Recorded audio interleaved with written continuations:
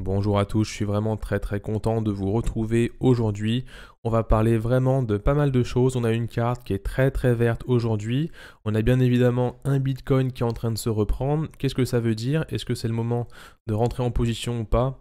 En fait, on va voir un petit peu tout ça aujourd'hui. Aujourd'hui, ça va être une vidéo que je vais un petit peu centraliser sur la reprise du Bitcoin entre guillemets, bien sûr, la reprise entre guillemets et la reprise des altcoins qui sont en train justement de pousser. On va aussi aller voir un petit peu la dominance, voir ce que l'on a par rapport à ça. Car bien évidemment, vous vous doutez bien que c'est pas parce qu'on voit des petites bougies vertes que ça y est, on est dans une phase de reprise et que c'est bon, on peut commencer à miser n'importe où, n'importe comment. On est encore dans une phase de range, on va le voir dans quelques instants. En tout cas, je continue un petit peu de vous présenter le contenu de la vidéo. On va aller voir un petit peu la map des crypto-monnaies rapidement, parce qu'en fait cette map, je trouve qu'elle est un peu trompeuse. Je vais vous dire pourquoi, je vais peut-être arrêter de l'utiliser. Vous allez me dire, vous, dans les commentaires, si ça vous intéresse que je vous publie, que je vous parle de cette map. Je la trouve très trompeuse, je vais vous dire pourquoi juste après. On va bien évidemment voir un petit peu le cours du Bitcoin en très long terme, en moyen et en court terme. On va aller voir quelques informations sur justement les halvings et les cycles en fait très importants. J'aimerais vraiment prendre un petit moment pour parler un petit peu de l'aspect bulle, de l'aspect de où on peut être aussi dans cette courbe. Est-ce qu'on est dans quelque chose où justement on a peur, on capitule ou même pire, on a un déni parce que le pire en ce moment qu'il puisse y avoir, c'est le déni en disant non, c'est bien, ça reprend, ça repart. Il y a les clans qui commencent à se confronter et en fait on est dans le déni et ça va partir à la baisse. On va regarder un petit peu tout ça ensemble.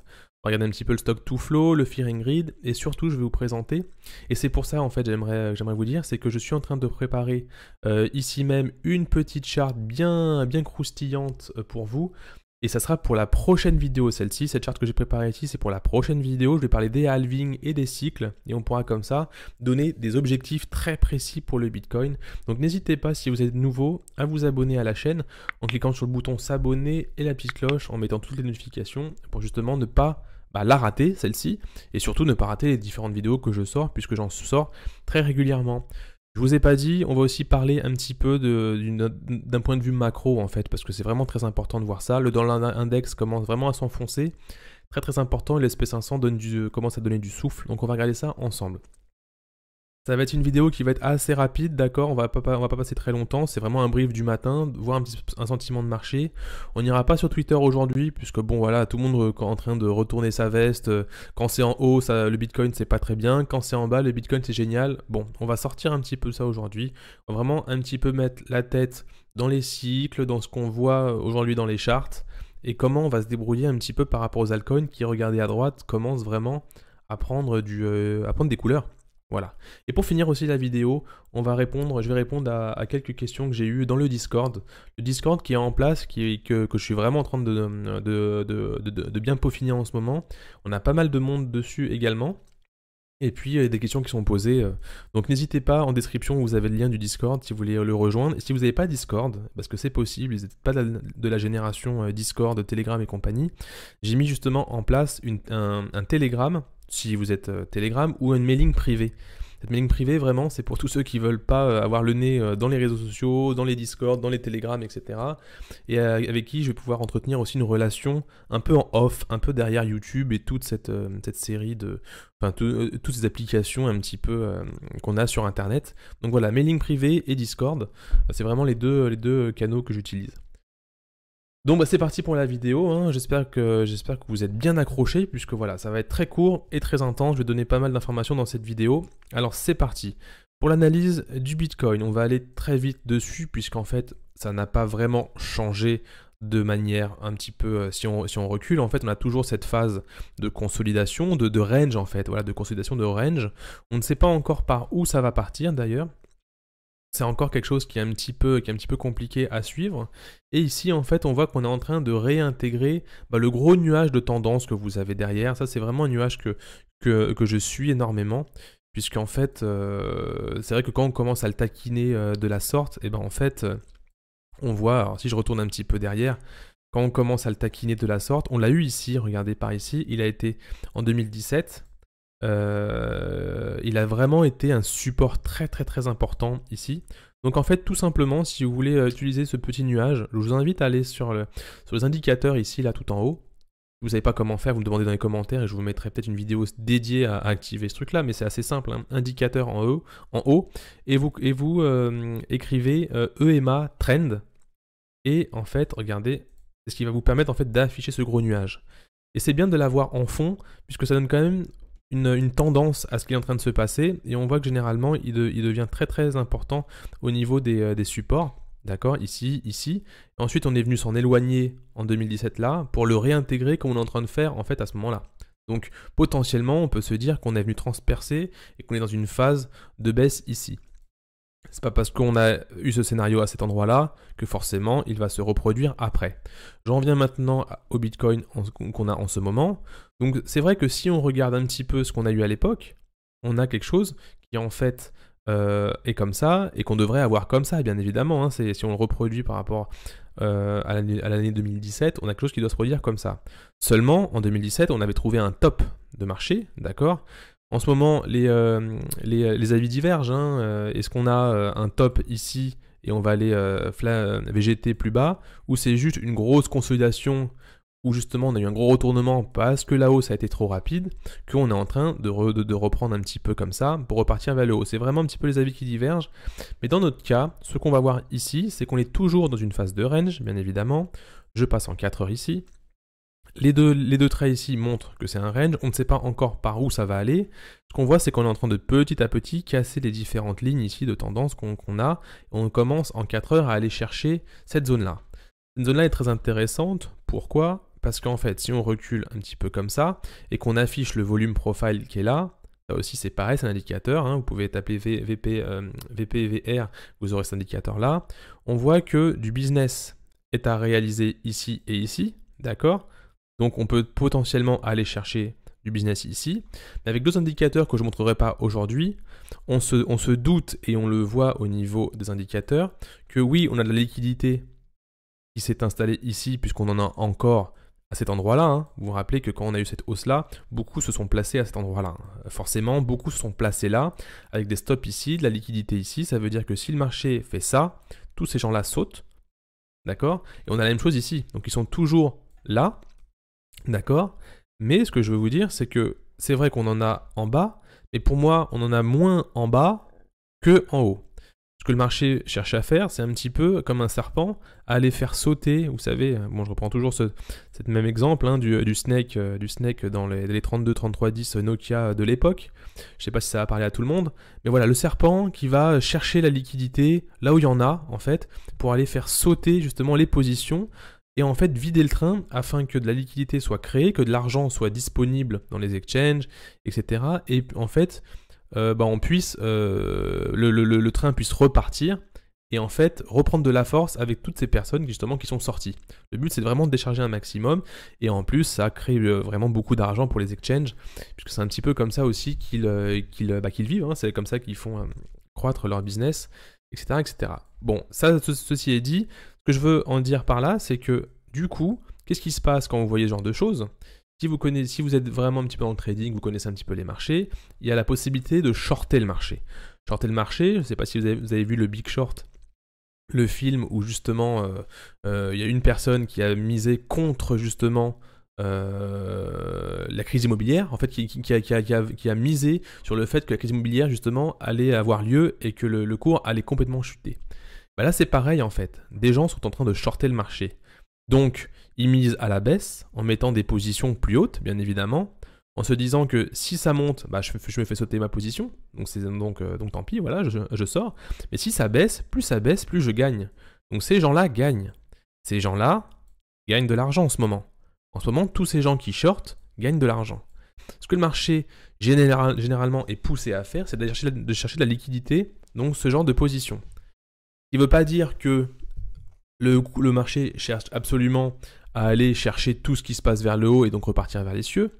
Ça veut dire qu'à court terme, des mouvements peuvent se mettre en place, d'accord ? Des mouvements court terme peuvent se mettre en place, qu'on a justement cherché comme ça de la liquidité, faire sauter un maximum de personnes, soit pour vider le train et repartir plus bas, soit quand on sera à ce niveau-là, eh ben on aura des forces acheteuses qui vont continuer à pousser le marché. C'est pour ça qu'il est bien de regarder bien évidemment très long terme quand vous faites si vous êtes un investisseur, Ce genre de choses ne vous intéresse pas. Par contre, si vous êtes swing trader et que vous aimez bien, en fait, justement, surfer des tendances, par exemple, ici, après vous surfez ici, après vous sortez, ça vous permet de mettre plus bas. Ça, c'est un swing trader, et moi, je suis plutôt dans cette phase-là. Des investisseurs aussi, vous avez pris le choix, peut-être, également, de mettre un peu d'argent par ici, par ici, par ici, et vous vous dites, je verrai quand ce sera là. Ça, c'est un autre profil. En tout cas, là, je m'adresse un petit peu au profil swing trader. Ça veut dire que vous aimez bien surfer les tendances et que vous aimez quand même rentrer par ici et sortir par ici. Bien évidemment, vous ne trouverez jamais le plus bas et le plus haut. Ça, déjà, vous pouvez le retirer de la tête. Mais en tout cas, surfer des tendances. Et quand on surfe des tendances, c'est bien également de voir, par exemple, qu'est-ce qui va se passer dans les semaines et dans les jours à venir. Pour justement améliorer vos prises de position. Ça veut dire quoi? Ça veut dire que si vous êtes swing trader et que vous n'avez pas rentré pour le moment, vous allez attendre de belles consolidations ici pour justement bien repartir. Ou plus bas, ou plus haut, etc. Donc il faut vraiment rentrer dans ce genre de choses. Je vais en finir pour le Bitcoin maintenant. Donc pour conclure avec le Bitcoin, puisqu'en fait je parle de pas mal de choses, j'aimerais aussi vous donner quelques enseignements pédagogiques entre guillemets pour vous aider aussi à comprendre vous-même. Aujourd'hui, on est dans un range. Certes, on a eu quand même un petit peu de force qui est arrivée côté acheteur. On a plutôt, au lieu de dire que la force est arrivée côté acheteur, on a plutôt la force vendeuse qui s'affaiblit. On le voit ici avec la dynamique qui est en train de s'affaiblir et le MACD qui est en train de croiser et un RSI aussi qui est en train de faiblir. Donc les planètes sont plutôt alignées en ce moment. On est sur du daily, donc on peut voir que sur plusieurs jours, on peut avoir quelque chose comme ça, d'accord? Donc on aurait tous les indicateurs qui sont qui seraient un petit peu alignés, d'accord? Et ensuite, on voit ce qui se passe. Pas parce qu'on a un alignement des planètes maintenant que forcément on est reparti vers le haut. En tout cas, pour le moment, c'est pas trop mal. On est coincé tout de même dans ce range, puisqu'en fait, les vendeurs vont chercher quand même à défendre ce haut, et les acheteurs ici. Donc comme hier un petit peu, on va encore peut-être prendre du temps dans le range. On va attendre, si vous voulez un petit peu savoir comment on va confirmer justement la prise de position, ou surtout la confirmation plutôt, la confirmation qu'on est reparti. C'est qu'en fait on va confirmer ici. Ce qui va se passer, c'est le cours va un peu consolider ici. Il va faire de beaux W, il va faire de belles tasses comme ça et des anses comme ça, très important. Ça veut dire que le cours se rétracte à cet endroit-là et la confirmation justement de la hausse justement, c'est la cassure ici, qu'on appelle un breakout, d'accord? Ça veut dire qu'une bougie va se mettre en place à ce niveau-là, mais c'est pas une mèche qu'on doit avoir. Il faut attendre confirmation, ça veut dire que vous devez attendre que le lendemain, au moment de la clôture de la bougie, on ait bien passé ce niveau-là. D'accord? Et donc ça c'est une confirmation. Après c'est notre histoire, il peut y avoir un pullback pour repartir, soit un faux signal et repartir vers le bas. C'est pour ça qu'il y a une stratégie aussi d'entrée et lissée sur ce genre de cassure. Bon, venez sur le Discord, me poser des questions. Il y a des gens de la communauté, ils pourront vous répondre également si vous venez discuter, ça sera plus simple. Ceci est dit pour le Bitcoin, voilà comment on pourra avoir la cassure vers le haut. Pour ceux qui sont plutôt vers un scénario bearish, donc vendeur, c'est la même chose, vous allez avoir quelque chose comme ça. Et voilà, un rebond. Ici, le signal va s'affaiblir à ce niveau-là. On va voir que la dynamique est reprise par les vendeurs. Une bougie qui part vers le bas, un enfoncement confirmé, montrera qu'on ira chercher un peu plus bas, tout simplement. Regardez, si on trace ici des lignes de tendance, on est venu déjà mécher à cet endroit-là, mais rien ne nous empêche de chercher la liquidité ici, que je vous ai montré tout à l'heure, de tous ces gens qui sont rentrés à ce niveau-là, qui a d'ailleurs été bien défendu ici, et de venir créer un petit peu de business ici. Donc les 25 000 $ ne sont pas du tout aujourd'hui impossibles. On pourra bien sûr voir ça un petit peu après. Si je le savais, je vous donnerais tous la solution et tout le monde serait millionnaire du jour au lendemain. Donc voilà, il faut bien surveiller tout ça. J'avance très vite, ça fait déjà 15 minutes que je suis dessus. Je vais prendre 5 dernières minutes pour vous parler un petit peu et de passer en revue tout ce qu'on a autour. D'accord, ça va aller très vite. Ici j'ai un graphique, regardez bien, attention, il y a marqué nous sommes ici, mais en fait c'était en 2019. Mais en fait, regardez, si vous regardez ici 2020 à cet endroit-là, je vais essayer de mettre un plus ici. Est-ce que je peux faire un plus? Oui, très bien, regardez. Hop, comment ça marche? Un petit zoom à cet endroit-là. Hop, hop, hop. Ici, là, en fait, vous avez les dates, d'accord? Donc je recule. Je vais mettre ça là, je recule. Donc ici, normalement, aujourd'hui, on est là. Ça veut dire qu'en 2019, on s'était peut-être dit, oh là là, c'est le crash, c'est le bear market. D'ailleurs, c'est ce qu'on a eu. On a eu une accumulation, une expansion, une réaccumulation. Aujourd'hui, dans une phase là, d'accord, et d'ailleurs, c'est ce que je vais vous montrer la prochaine fois dans la vidéo. Donc, si tu n'es pas abonné, abonne-toi, comme ça, tu ne la rateras pas. D'accord. Et en fait, il y a bien sûr une phase de cycle. Une phase de cycle. Et ce que je voulais vous montrer ici, c'est que à chaque fois qu'on a des bear markets, c'est vrai qu'on peut se dire, mais zut, ça y est, c'est la fin, il y a beaucoup de news, de mauvaises news, etc. Si on voit d'autres images que j'ai vues récemment, on peut voir toutes les mauvaises nouvelles qui arrivent à ces moments-là, puis des bonnes nouvelles. Donc en fait, on est toujours dans quelque chose d'un peu, voilà, de très volatile, mais surtout qui est plutôt cyclique, en espérant pour nous que le cycle continue. Et on verra la prochaine fois. Par rapport à la phase d'une bulle, voilà un petit peu ce que je voulais vous montrer. Peut-être vous l'avez déjà vu, peut-être pas. Il y a plusieurs phases en fait. Il y a une phase où en fait, où ça prend son envol, ça va consolider plusieurs fois, monter en pic, et la chute en fait, c'est toujours il y a toujours le clan du déni ou du bear trap. Est-ce que c'est un bear trap, ça veut dire c'est un piège baissier, ou c'est un déni, personne ne veut l'admettre, etc. Donc il faut vraiment un petit peu sortir de ça. Moi, ce que je pense aujourd'hui, c'est qu'on n'est pas encore allé atteindre cette phase-là, puisque moi, en fait, je me pose vraiment sur des cycles, d'accord? Mais ça, c'est que mon avis, je vous laisse faire votre propre avis, vous avez votre avis. On a des cycles, et en fait, qui sont respectés. Certes, ça ne veut pas dire qu'ils seront respectés, là, on peut dire que du jour au lendemain, comme par hasard, c'est plus respecté, puisque le gouvernement a décidé qu'on était bien trop haut au niveau du prix et que ça ne va plus, d'accord? Mais si on se dit ça tous les ans depuis 2011, bah franchement, voilà, en fait, le fait on aurait pu avoir cette réflexion en fait tous les ans depuis 2011 en 2021. Donc au bout d'un moment, il faut aussi se convaincre d'une solution et ne pas être en mode girouette, oui je pense que ça va baisser, ça va pas baisser. J'ai trouvé un petit graphique ici également sur TradingView, je l'ai beaucoup aimé parce qu'il a mis, c'est une personne là qui a mis pas mal de petites blocs comme ça, donc bon, je sais pas s'il a son nom, voilà il est là, si vous voulez le voir. Et donc du coup il met un petit peu les différentes phases, l'espoir, l'optimisme, l'espoir important, l'émotion. C'est un petit peu, je pense que pas mal d'entre vous l'avaient eu. Moi, je suis un peu insensible à ça, puisqu'en fait, je ne m'expose pas beaucoup, mais de l'émotion et de l'euphorie. Moi, je pense qu'on était plus en phase d'émotion et d'espoir dans cette phase qu'on a eue ces dernières semaines, je sais pas. L'euphorie, quand même, faut aller quand même... L'euphorie, c'est quand même très très fort, l'euphorie. C'est vraiment... en fait, ça monte en pic, tout simplement. On a la complaisance, l'anxiété derrière, la panique et la capitulation. Donc, en fait, la question à se poser aujourd'hui, c'est est-ce qu'on est dans le déni? D'accord? L'anxiété est passée. Parce que vraiment, le crash, vraiment, il a fait mal. C'est vrai qu'il peut aller plus loin. Regardez, on est peut-être dans cette phase-là, on peut peut-être aller plus loin comme ça. Et aller dans le déni après. Ça, c'est vraiment un petit peu, voilà, comment la bulle se perce, entre guillemets. Toutes les bulles ont eu les mêmes phases. Mais derrière, ce qu'on peut voir également, c'est qu'il y a une dépression, il y a la dépression derrière, mais qu'on part souvent dans un espoir. Donc c'est aussi quelque chose à avoir en tête, c'est que souvent les cycles peuvent surtout sur le Bitcoin, peuvent se répéter.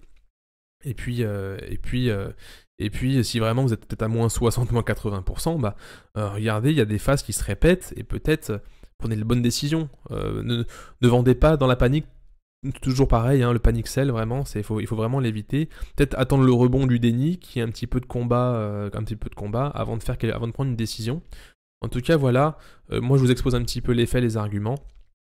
Je passe maintenant rapidement sur un petit peu le côté macroéconomique. En fait, cette crise que l'on a eue, en fait, profite énormément au gold, donc la valeur refuge, qu'on voit qu'elle est en train de progresser autant que le Bitcoin. Donc niveau interprétation, il n'y a pas beaucoup à en dire. Effectivement, en fait, on voit que le Bitcoin et le gold commencent un petit peu à se comporter de la même manière. Même si ce sont des assets qui n'ont pas forcément le même risque. En tout cas, c'est ce que l'on voit pour le moment. Il doit en fait le gold peut-être suivre un petit peu les autres tendances. Je ne vais pas rester trop longtemps sur le gold. À surveiller le gold quand même. Important de voir ce qui se passe. Ce qui va nous intéresser aujourd'hui, c'est plutôt le dollar index. Le dollar index, en fait, qui montre en fait, la valeur moyenne de plusieurs devises contre le dollar. Et on voit en fait qu'il est en train de s'enfoncer. De manière générale, quand le dollar index s'enfonce, c'est profitable pour le Bitcoin et les assets à risque. D'accord? On voit également sur le SP500 du coup qui est un regroupement de plusieurs actions américaines, que après 2 semaines très compliquées, il est aussi en train de prendre du souffle, qui en fait corrèle même pas mal, et d'ailleurs c'est ce qu'on suit nous hein, également sur les marchés, c'est que le Bitcoin qui est considéré un petit peu, qui est considéré comme un asset à risque, d'accord, se comporte également comme les actions, comme les indices d'actions, etc. D'accord.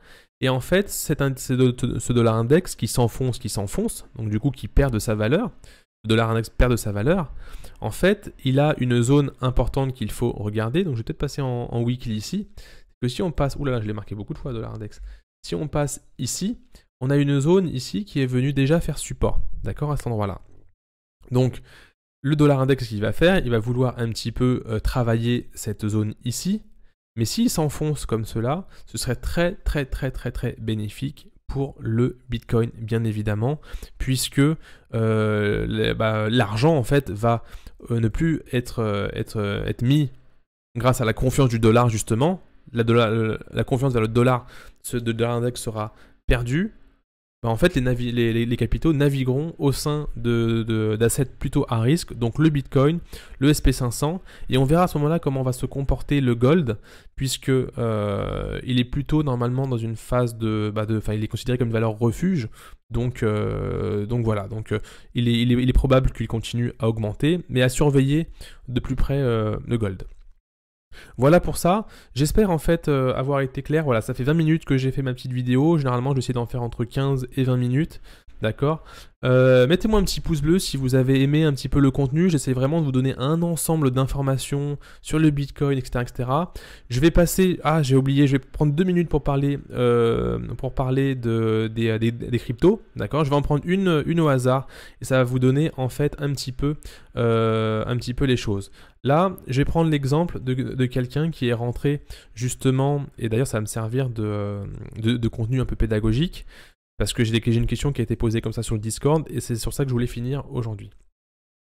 On a ici en fait un cours, en fait, une belle consolidation que l'on a eue depuis janvier en fait. Quelque chose de vraiment propre qui s'est passé par exemple sur la AV, d'accord. Donc on a un petit peu ça dans les différentes cryptos, d'accord. Toutes les cryptos sont en train de montrer quelque chose. Il y a eu un pic très fort en janvier, février, mars, et une grosse chute derrière à cause en fait une consolidation en fait qui commençait à se faire, d'accord, qui aurait dû se propager, se profiler comme ça. Si le monde de la crypto, justement, avait de l'engouement et que ça partait de manière positive. Mais le Bitcoin est venu nous mettre une grosse claque et a cassé complètement les phases d'expansion, tout simplement. Donc ce qu'on voit également sur la AV ici, c'est que on a comme ça une consolidation qui s'est mise en place depuis pas mal de temps. La AV est plutôt pas mal puisqu'en fait il est vraiment en train il s'est vraiment placé dans un range ici, et sa baisse a pas été, a quand même été assez violente, mais en fait il n'est pas allé très loin en bas de ses niveaux les plus bas, il n'est pas allé complètement se ratatiner la figure très bas. Donc en fait ce que je veux vous dire, c'est que par rapport à cette phase de baisse que l'on a eue, la dynamique a complètement été cassée, d'accord. Donc potentiellement ce qui va se passer si le Bitcoin continue à augmenter, c'est qu'en fait on va vouloir aller tester cette phase-là, d'accord. Donc vous avez deux possibilités. Soit vous êtes quelqu'un qui avait envie de rentrer progressivement dans le marché, donc vous allez rentrer ici, vous allez rentrer ici, d'accord, vous allez rentrer ici et avoir une valeur lissée, puisque vous vous dites que le cours va aller rejoindre son ancien ATH. Un ancien ATH qui est souvent retesté, d'accord. Donc vous pouvez avoir une entrée en position qui se trouve lissée ici. Donc je vais mettre un signal IN à cet endroit-là. D'accord. Puis vous allez surfer justement la tendance du retour à l'ancien ATH, puis un go vers le haut, en mettant en place différents take profit ici, d'accord. Vous allez récupérer vos gains, d'accord. Là c'est vraiment... vous récupérez des gains, si vous n'êtes pas investisseur super long terme, investisseur, si vous êtes swing trader et que vous surfez des tendances sur plusieurs semaines, plusieurs mois, vous récupérez des gains progressivement. Donc je les ai mis en TP1, TP2, il y a un TP3 plus haut, etc. Vous allez dans le Discord si vous voulez en savoir plus là-dessus. Ou soit vous attendez justement une confirmation de la reprise.